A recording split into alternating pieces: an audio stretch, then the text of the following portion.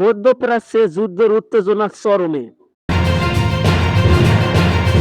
যুক্তরাষ্ট্রের যুদ্ধবিরতির প্রস্তাব সরাসরি প্রত্যাখ্যান করেছে ইরান। শুধু তাই নয়, যুদ্ধ শেষ করতে দিয়েছে 5টি কঠোর শর্ত। এদিকে মার্কিন রণতরীকে লক্ষ্য করে ক্ষেপণাস্ত্র হামলার দাবি, আর নতুন করে ড্রোন ও মিসাইল আঘাতে কাঁপছে গোটা অঞ্চল। তাহলে কি বড় যুদ্ধের দিকে এগোচ্ছে বিশ্ব? ইরানের এই 5টি শর্ত আসলে কি বোঝায়, আর যুক্তরাষ্ট্র কি পরিকল্পনা করছে? সবকিছু জানতে পুরো ভিডিওটি দেখতে থাকুন। আমি সঙ্গে আছি মেহেদী হাসান।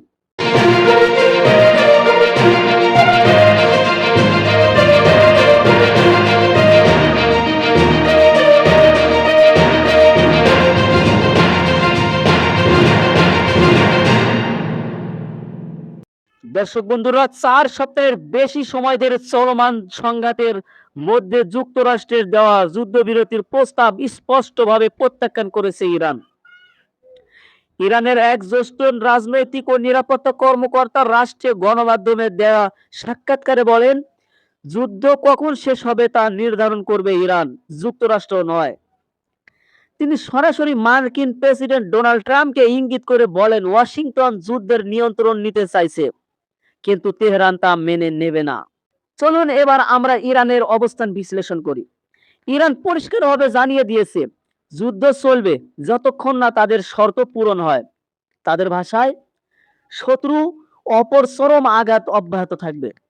এটি শুধু প্রতিরক্ষা নয়, বরং কৌশলগত চাপ তৈরি করার একটি বার্তা। এখন আসি সবচেয়ে গুরুত্বপূর্ণ অংশে, ইরানের দেওয়া 5টি শর্ত। নাম্বার 1, সব ধরনের আগ্রাসন ও গুপ্ত হত্যা সম্পূর্ণ বন্ধ করতে হবে। নাম্বার 2, ভবিষ্যতে ইরানের বিরুদ্ধে যুদ্ধ চাপিয়ে দেওয়া যাবে না, তেমন গ্যারান্টি দিতে হবে। নাম্বার 3, যুদ্ধের ক্ষয়ক্ষতির জন্য ক্ষতিপূরণ নিশ্চিত করতে হবে। নাম্বার 4, অঞ্চলের সব ফ্রন্টে লড়াই বন্ধ করতে হবে। নাম্বার 5, হরমুজ প্রণালীতে ইরানের সার্বভৌম অধিকার স্বীকার করতে হবে। বিশ্লেষকদের মতে এই শর্তগুলো খুবই কঠিন এবং সহজে মানার মতো নয়। দর্শক বন্ধুরা, যুক্তরাষ্ট্রের প্রতি ইরানের অভিযোগ আছে। ইরান বলছে, যুক্তরাষ্ট্র আসলে আলোচনা করছে না, বরং সময় নিচ্ছে এবং কৌশল সাজাচ্ছে। তারা অতীতের আলোচনাকে প্রচারণা বলে আখ্যা দিয়েছে। বিশেষ করে 2025 সালের আলোচনার প্রসঙ্গ তুলে বলা হয়েছে, আলোচনার পরেই হামলা চালানো হয়েছিল। ক্ষেপণাস্ত্র হামলা ও রণতরী ইস্যু। এদিকে পরিস্থিতি আরো উত্তপ্ত হয়েছে।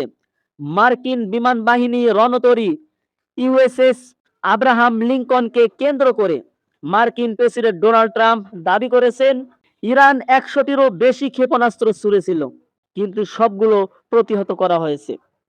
অন্যদিকে ইরান বলছে, রণতরীটি তাদের নজরদারিতে রয়েছে, সুযোগ পেলেই হামলা করা হবে। দর্শক বন্ধুরা, মধ্যপ্রাচ্যে নতুন হামলার দাবি।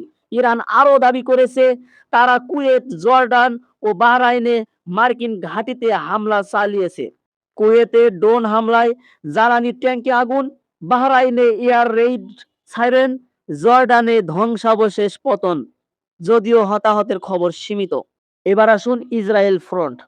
ইসরায়েলের দিকেও ক্ষেপণাস্ত্র হামলার দাবি করা হয়েছে। এতে বোঝা যাচ্ছে, সংঘাত এখন একাধিক ফ্রন্টে ছড়িয়ে পড়েছে। মার্কিন সামরিক প্রতিক্রিয়া। যুক্তরাষ্ট্রের সেন্ট্রাল কমান্ডো জানিয়েছে, তারা ইরানের সামরিক স্থাপনায় হামলা চালাচ্ছে। তাদের লক্ষ্য, ইরানের সামরিক সক্ষমতা দুর্বল করা। দ্বিতীয়ত হচ্ছে মিত্রদের নিরাপত্তা নিশ্চিত করা। কূটনৈতিক বাকযুদ্ধ। ইরানের সামরিক মুখপাত্র ইব্রাহিম জুলফাকারি যুক্তরাষ্ট্রকে কটাক্ষ করে বলেন, তারা নিজেদের সঙ্গেই আলোচনা করছে। এটি মূলত মার্কিন অভ্যন্তরীণ দ্বন্দ্বের ইঙ্গিত হিসেবে দেখা হচ্ছে। এই পরিস্থিতিতে উত্তর কোরিয়ার নেতা কিম জং উনও গুরুত্বপূর্ণ মন্তব্য করেছেন। তিনি বলেন, পারমাণবিক শক্তি অর্জনই ছিল সঠিক সিদ্ধান্ত। তিনি ইঙ্গিত দিয়েছেন, যেসব দেশের শক্তিশালী প্রতিরক্ষা নেই, তারা সহজে হামলার শিকার হয়।